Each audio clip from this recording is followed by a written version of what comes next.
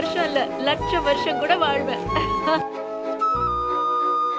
வெண்பனி மலரே, உன் வாசம் உயிரில் புது சுவாசம் தருதே.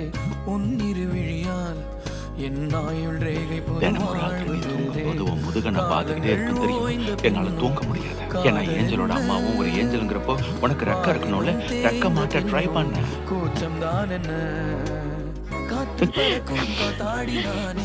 8 வயதாய் கூத்தாடினேனே, காய்ந்த இலை நான் ரொம்ப சந்தோஷமா இருக்கு. இது நம்ம ரெஸ்டாரண்ட்.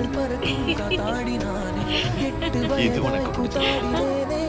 அததான் சொல்லிட்டீங்களே, திரும்ப எதுக்கு சொல்றீங்க? ரொம்பதான் பெருமை உங்களுக்கு.